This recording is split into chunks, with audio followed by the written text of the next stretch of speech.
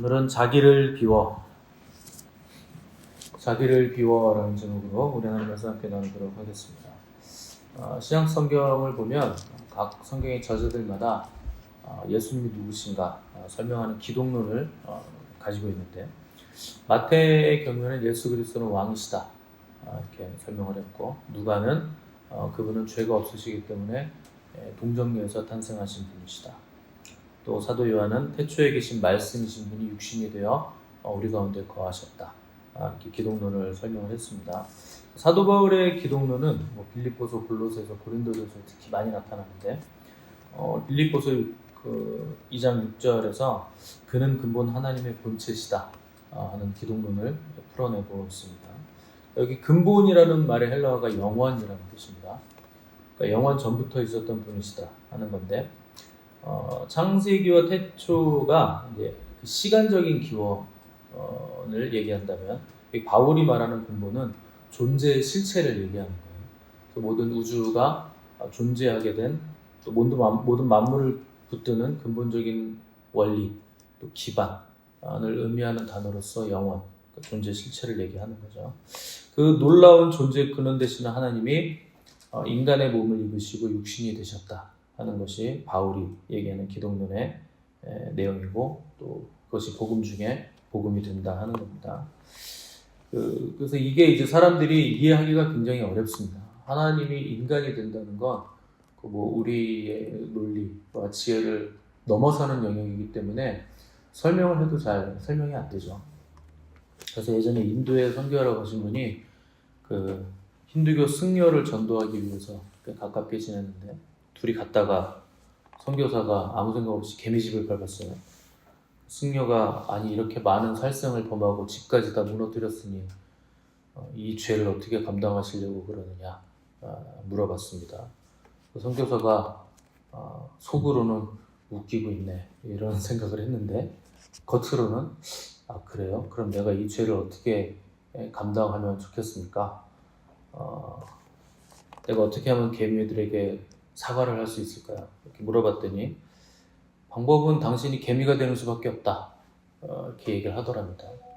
그래서 선교사가 그게 우리가 믿는 하나님이라고, 사람에게 말을 하시고 구원하시기 위해서 하나님이 사람이 되셨다 하는 것이 성경의 내용이고 기독교다 이렇게 설명을 했다고 합니다.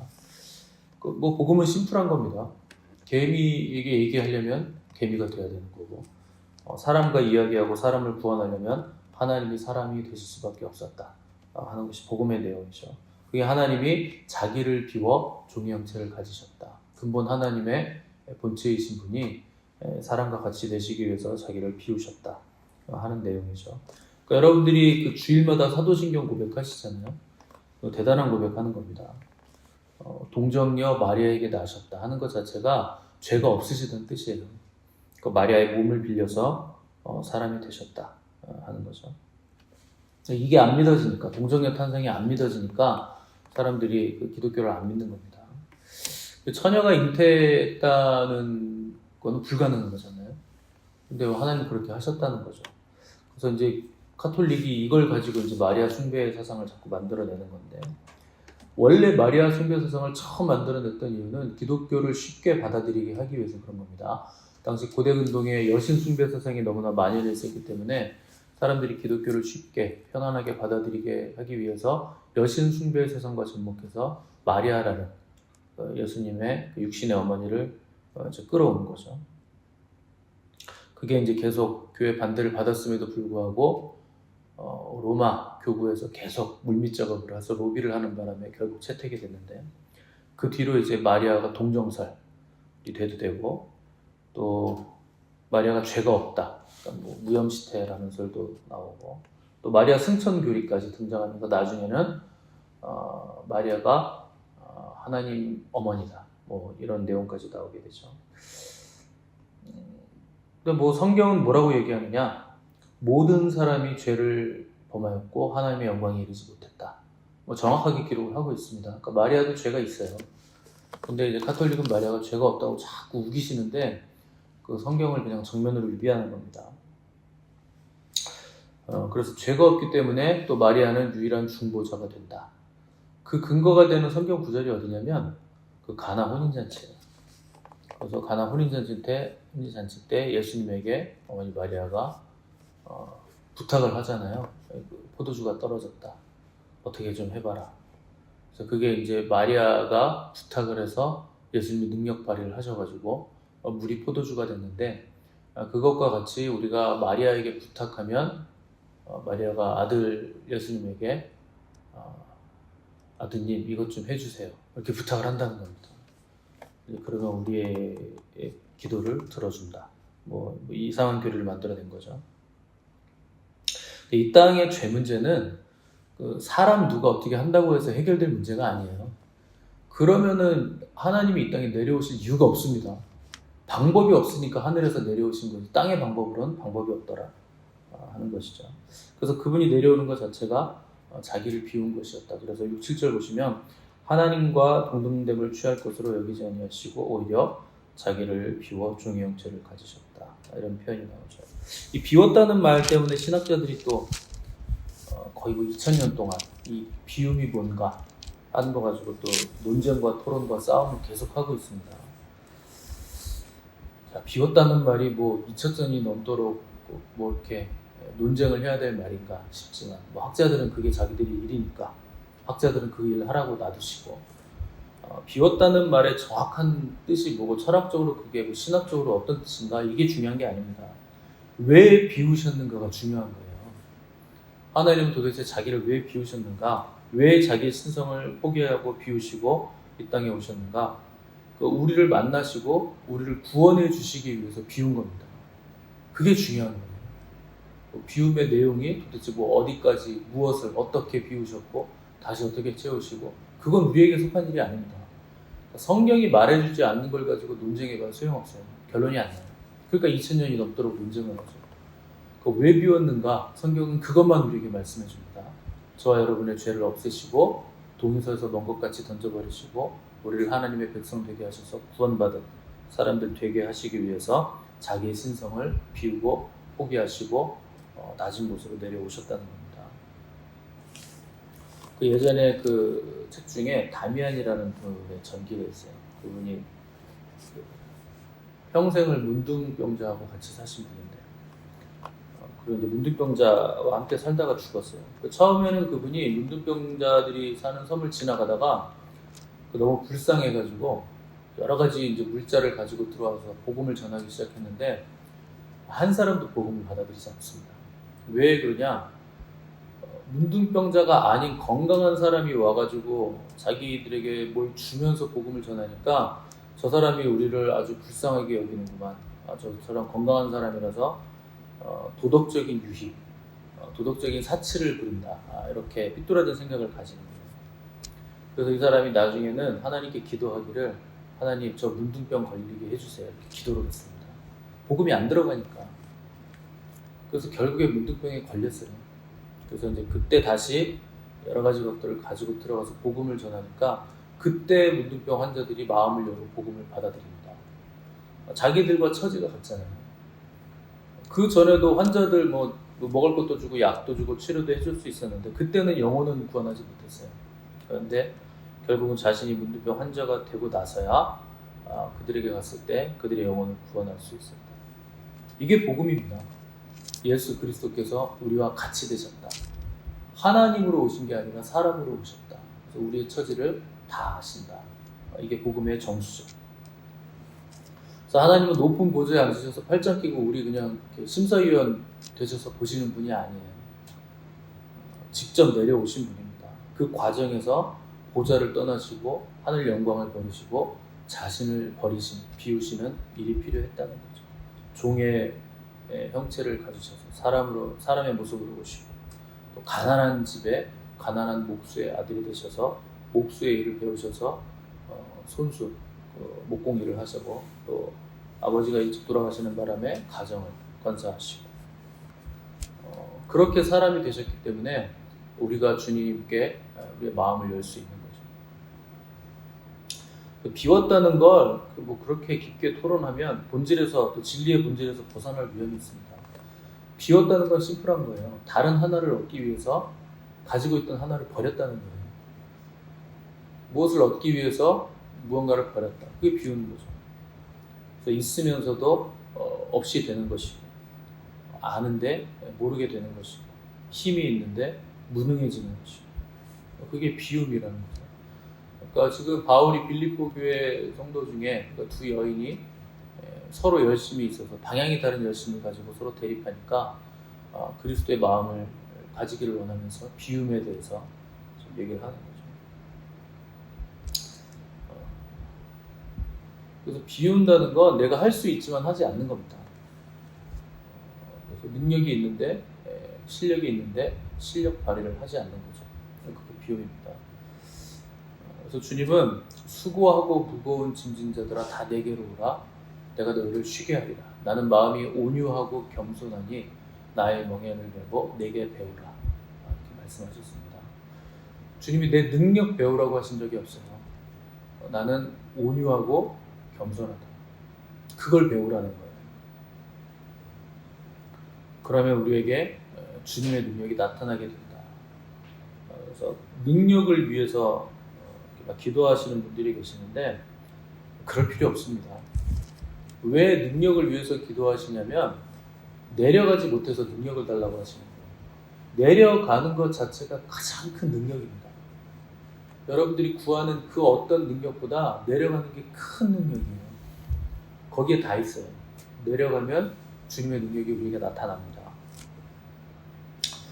그래서 겸손이라는 거, 내려간다는 거, 비운다는 건 안다고 다 말하지 않는 것이고 보인다고 다 보지 않는 겁니다. 우리는 이제 보이면 막 보면서 봤다고 자랑하잖아요. 그런 걸 하지 않는 게 비움이라는 거예요. 겸손이라는 거예요. 능력 있다고 아무 때나 실력 발휘를 하지 않는 거예요. 그게 비움이죠. 그래서 교회 안에서 그 믿음이 장성한 사람하고 그렇지 않은 사람은 쉽게 구분이 가능합니다. 금방 할 수 있어요. 그러니까 자기 마음 기분대로 내 생각하는 대로 그냥 행동하는 사람은 그 믿음이 자라지 않은 사람, 아직 성숙하지 못한 사람. 그냥 교회 오래 다니는 것으로만 만족하는 사람들은 그냥 보이는 대로 보이니까 보면서 뭐라고 하고 또 느끼니까 느껴지는 대로 행동하는 거. 그게 이제 어린아이입니다. 배고프면 밥 달라고 그러고 안 주면 울고 먹으면 웃고 배부르면 싸고 이게 어린아이예요. 본능적으로 느끼는 대로 원하는 대로 내 욕망대로 움직이는 거죠. 뭐 나이가 들었다고 성숙하는 거 아닙니다. 나이가 들고 이마에 주름 많아도 어린아이 믿음 수준 그대로인 사람들이 많아요. 왜냐면 한 번도 자기를 부인하려고 애를 써본 적이 없는 거예요. 오래 다니시면 다른 성도들을 섬기시고 낮아져야 됩니다. 그래서 별 볼 일 없어지는 게 성숙함이에요. 자기를 비운다는 건 결국 별 볼 일 없어지는 겁니다. 근데 우리는 자기중심적이라서 내가 스포트라이트를 받아야 되죠. 내가 높아져야 되고 내가 능력이 있어져야 되고 늘 내가가 중심에 있기 때문에 자기를 못 벗어나는 겁니다. 가장 큰 능력은 자기를 벗어나는 것이고 자기를 벗어나야 낮은 곳으로 내려갈 수 있어요. 내려간 사람은 뺏길 일이 없습니다. 다 줬는데 뭘 뺏깁니까? 안 주고 버티고 올라가려고 하니까 자꾸 뺏기는 거죠. 그래서 여러분 가장 좋은 노후 준비가 뭐냐면 낮아지는 거예요. 낮아지면 다른 사람들이 높여줍니다. 내가 섬겨주면 다른 사람이 날 섬겨주고 내가 다른 사람 채워주는 인생을 살아왔으면 나중에 노후가 되면 다른 사람들이 날 채워줘요. 굳이 내가 준비 안 해도 됩니다. 그게 비결이죠. 사랑으로 넓어지면 하늘나라가 만들어지죠. 그 하늘나라는 뺏길 일이 없어요. 가져가라 그래도 못 가져갑니다. 이거 좀 가져가 그래도 나 나눠주고 싶은데도 하늘나라는 아무나 가져갈 수 있는 게 아니에요. 그 나라의 백성들만 그걸 가져갈 수 있고 누릴 수 있는 거죠. 그래서 부부간에도 할 말이 있고 안 할 말이 있습니다. 입이 있다고 다 말할 수 없는 거잖아요. 그래서 남편이 남편답지 않다고 우습게 여기시는 분들 계신데 그런 분들은요 하나님이 남편을 권세자로 세워 놓으셨기 때문에 남편을 통해서 받을 수 있는 복을 못 받습니다. 그건 정확합니다. 남편이 진짜 별볼일 없고 남편 같지 않은데, 그리고 내가 오히려 가장 같고 잘났는데, 그래서 남편을 남편으로 권세자로 여기지 않으면 그 사람의 인생은 굉장히 불행해집니다. 하나님이 주시는 복을 못 받아요. 일단 평안이 없습니다. 가정. 평안 깨지면 다 끝난 거죠. 돈 많아도 평안 없으면 그게 무슨 소용이 있습니까? 그래서 하나님이 세우신 기관이 두 개예요. 하나는 가정, 그 다음에 교회. 요거는 하나님이 제정하신 기관이기 때문에 이 두 기관 안에서 우리는 거룩을 계속 배워갈 수 있게 되고 하나님의 나라를 만들어갈 수 있게 돼 있습니다. 그러니까 변화의 기관이 어디냐? 가정하고 교회. 하나님이 직접 세우신 기관. 그래서 여러분이 교회에서도 사람과의 관계가 어렵고 싫어가지고 신앙생활을 중단하시면 내 육적인 본성, 내 자아, 에고를 건드리는 사람이 없기 때문에 일단은 편해집니다. 사람하고 부딪힐 일이 없으니까 당장은 편하죠. 근데 시간이 갈수록 나약해지고 자기 중심성에서 벗어나지 못하게 돼요.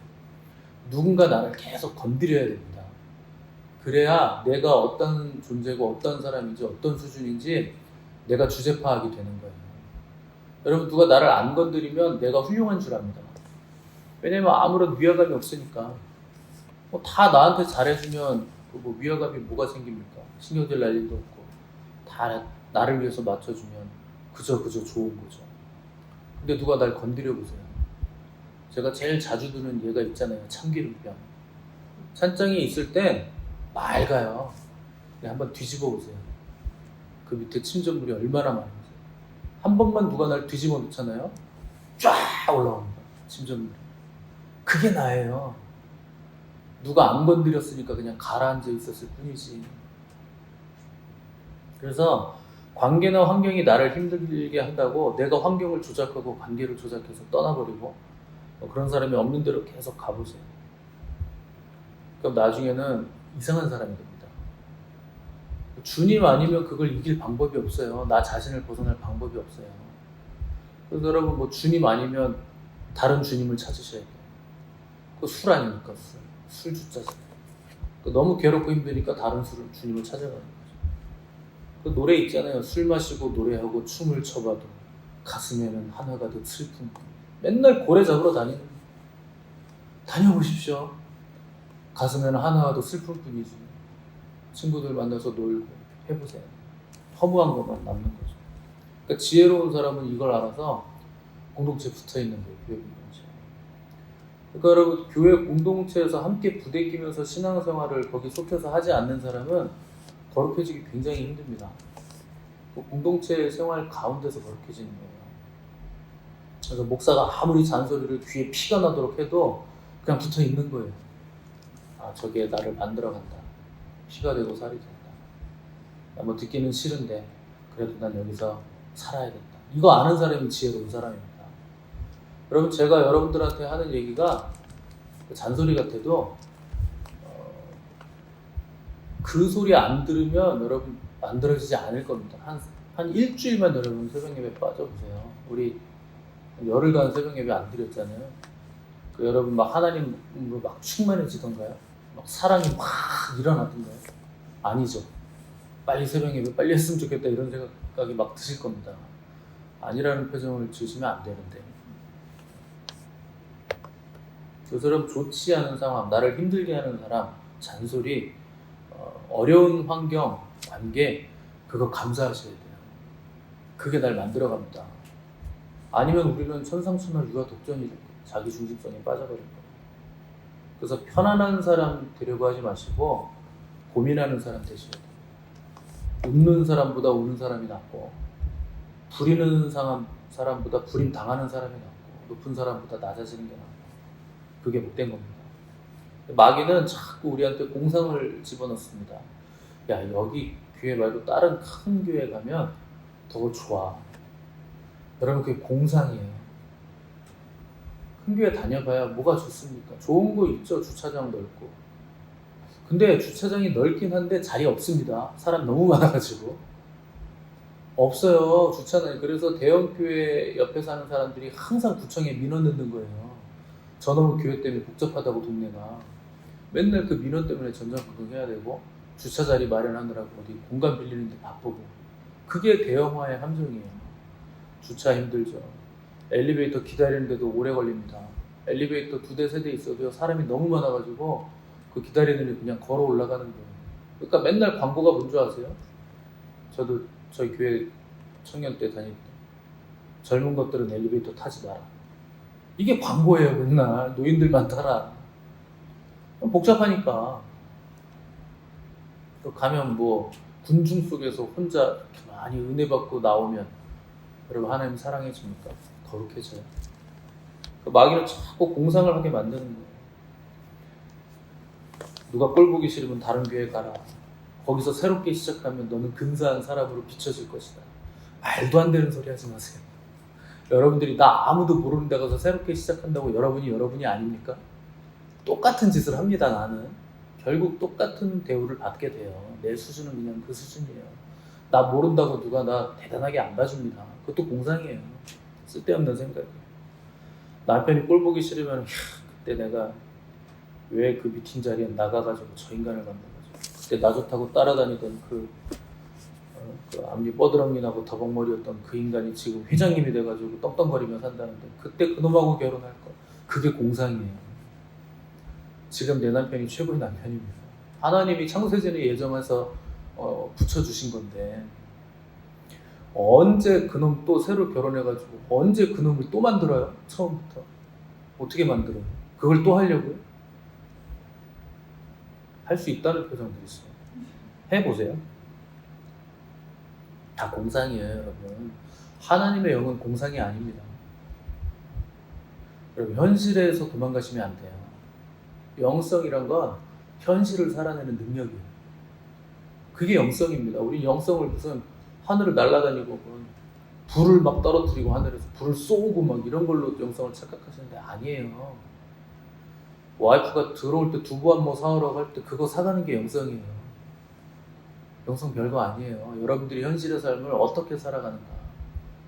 나를 통해서 하나님의 인격이 나타나는 거예요. 하나님의 성품이 나타나는 거. 그게 영성이에요. 현실을 자꾸 도망가시면 안 됩니다. 하나님의 성령의 감화를 받아서 하나님의 말씀을 살아내는 현실에 그 뿌리를 받고 살아내야 되는 거예요. 그게 영성이에요. 여러분 공상을 하시면 안 되고 생각 많이 하는 거 하나도 도움되는 거 아닙니다. 8절 보시면 사람의 모양으로 나타나사 자기를 낮추시고 죽기까지 복종하셨으니 곧 십자가에 죽으십니다. 여기에 주님의 놀라우심이 있는 거예요. 복종이란 건 죽음이 따라가는 복종은 가장 큰 복종이고 더 이상 의심할 여지가 없는 순종이요 복종이 된다는 거예요. 그 말씀에 순종할 때, 복종할 때 조건 따지고 시간 따지고 막 자격 따지면서 이런 애 저런 애 말이 많으면 그건 순종이 될 수 없습니다.